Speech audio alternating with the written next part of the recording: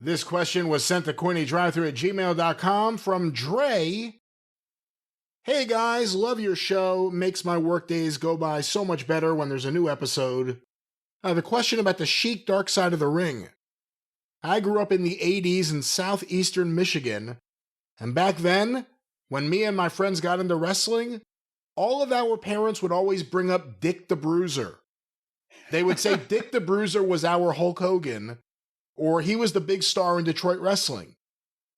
I always kind of assumed the Sheik and Bruiser was our Dusty and Flair, and I was surprised there was no mention of Bruiser at all in Dark Side of the Ring.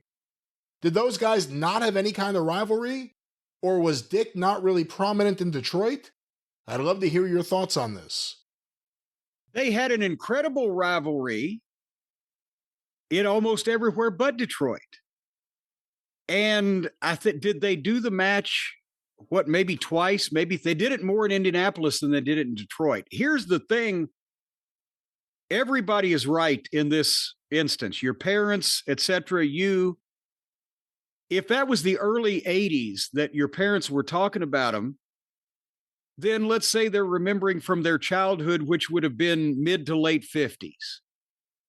And if that's the case, then Dick the Bruiser was probably the top box office attraction in Detroit during that period of time.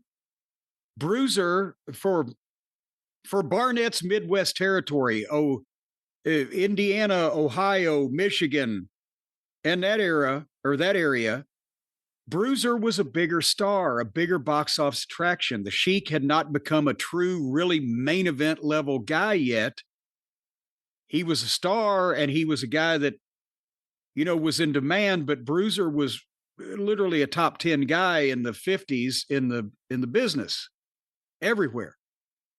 But then when Barnett went to Australia and sold Sheik Detroit, that's where the Sheik now, besides the fact that he's a recognized talent, that he's wrestled in a number of different territories and people know him, he's had the Chicago TV, etc. Now he's a promoter, he's an NWA member, he can book himself, and that's when he booked himself over in Detroit from 1964 to say 1978 was, he was the talk of Detroit and the number one guy in the wrestling business there, but that may have been after your folks started paying attention or stopped paying attention.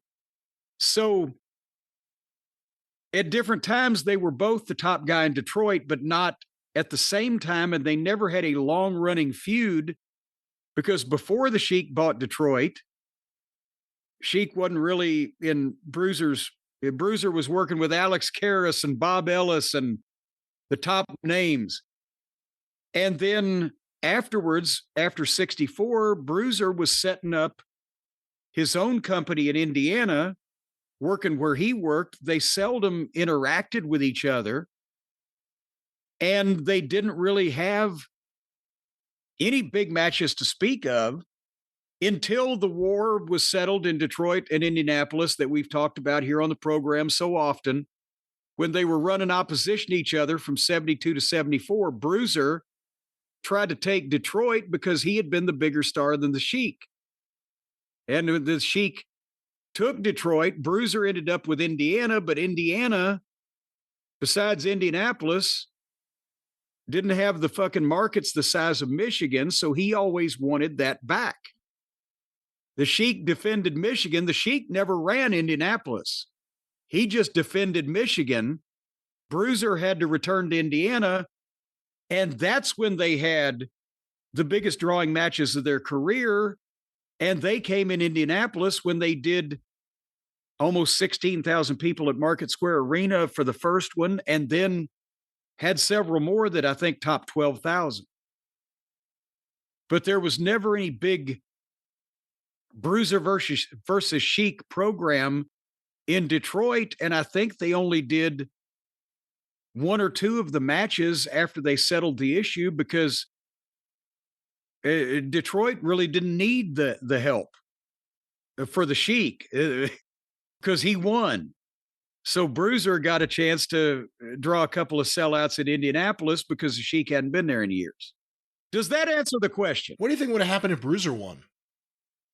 If Bruiser had a won, then, well, kind of the same thing. Both territories would have gone out of business because that's what happened with once the Sheik, once they quit fighting and Bobby Heenan got pissed off because Bruiser screwed him on the payoff when he managed Bruiser against the Sheik in that Market Square Arena sellout. And Bruiser lost a lot of his as talent because he didn't have Detroit and a couple of other towns every month to keep guys that were big names in the territory. And the Sheik quit bringing in star after star to try to fight off the invaders, and the cards got smaller than the people had been used to. They were seeing 14 fucking matches with every goddamn major name in the NWA. All of a sudden, in 1976, there's 6 matches on the card and Lou Klein's in the semifinal. So both territories went out of business. Same thing would have still happened. It would have just happened in a different direction. I find it so interesting just because when you think of Detroit, I guess the first name that you think of is the Sheik. Anyone who's not a wrestling fan, they must know the Sheik. You never think of the fact that they would bring up Dick the Bruiser first. Well, again, but 40 years ago, if a 40-year-old person is remembering from their teenage years, they'd think about Bruiser before they'd think about Sheik. And see, that's the thing, is depending on my God, there's a helicopter going over. Can you hear? I hear something. I hear roaring. Something. I thought you were playing the organ. No, it's some fucking thing flying over in the sky. Depending on where you are and what your age group is, you would remember different major wrestlers. And when I was a kid, my cousins, Larry and Richard, when I'd go up to Aunt Lola's and watch wrestling, it was the Sheik show. But when they were kids, because they were born in the late 40s, so they were remembering the Barnett Cincinnati Gardens days, and they would think about Haystacks Calhoun and Hans Schmidt and, the guys like that, because that was their frame of reference when they were cognizant of what was going on. Even though they weren't wrestling fans, those were the major names, and Dick the Bruiser. So it just depends on not only what part of the country you were from, but what age group you were.